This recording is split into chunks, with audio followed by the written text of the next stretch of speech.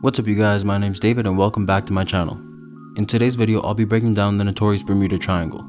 If you found my content entertaining, it would really be awesome if you liked and subscribed as it really helps me out. Anyways, now that we got that out of the way, let's get into it. The Bermuda Triangle is a triangle formed by Miami, Puerto Rico, and Bermuda. It's in this area where ships and planes have been known to mysteriously disappear. For example, the story of Ellen Austin.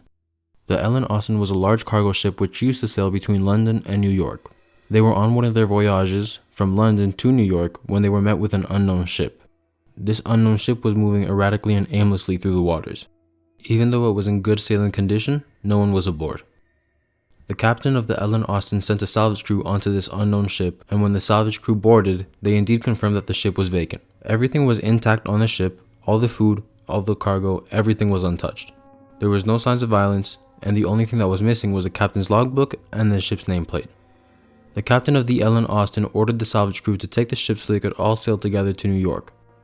After 2 days of sailing, both ships were separated by a sea storm, and when the sea storm subsided, the unknown ship was nowhere to be found. Several days of searching later, the Ellen Austin was able to find the unknown ship, and it was again sailing erratically and aimlessly without a crew. Experts have done some pretty extensive research on this, and from that we can conclude that this story is in fact true. I find the story to be quite chilling. To find the same ship abandoned twice in a row just like that, it's very mysterious. Strangely enough, there's another story that's very similar to the Ellen Austin one. This story is about a ship called the Mary Celeste. So the Mary Celeste was sailing from New York to Genoa, Italy with 9 people on board. Just like with the Ellen Austin, a British ship found the Mary Celeste sailing erratically and aimlessly with no crew.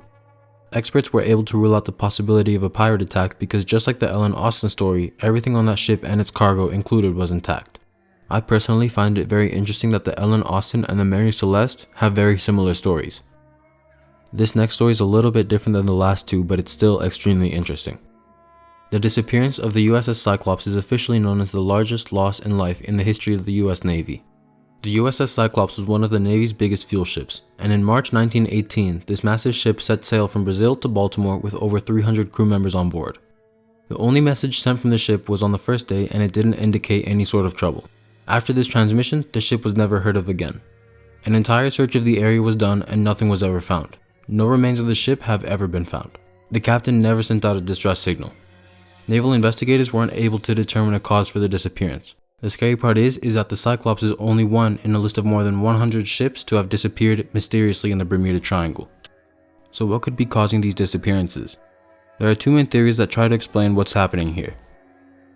Many speculators believe that the Bermuda Triangle is an extraterrestrial hotspot. Theorists suggest that aliens capture ships and people to experiment on them. While sailing through the Bermuda Triangle, Christopher Columbus claims that he saw a fireball fall out of the sky and crash into the ocean. Some more evidence supporting this theory is an account from May 31st, 2009, in which an eyewitness claims that they saw a strange light in the sky. They were also able to get a video of what they describe as a vortex in the sky. They claim that the vortex opened up and stayed open for 1.5 hours.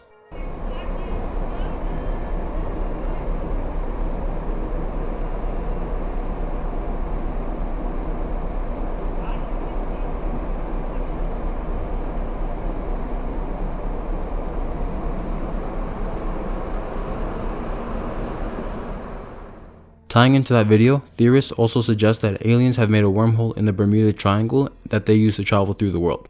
An account that supports this comes from Bruce Gernon, who flew over the Bermuda Triangle. He claims that as he was flying into a cloud, it became donut-shaped and began to tunnel.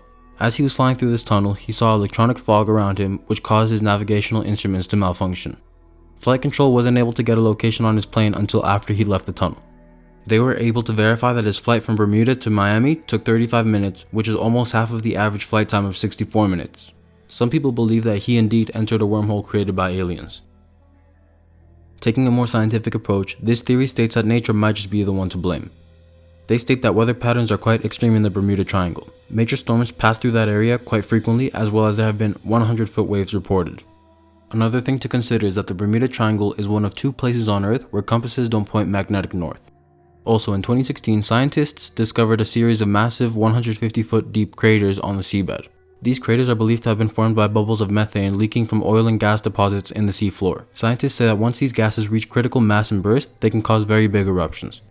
I think the USS Cyclops as well as a bunch of other disappearances can be attributed to nature, but I also believe that the alien theory is also quite reputable. Take for example the stories of the Ellen Austin and the Mary Celeste. Both of these ships were in good sailing conditions, but their crews had mysteriously disappeared. If nature had caused these disappearances, the ships wouldn't have been in such good shape.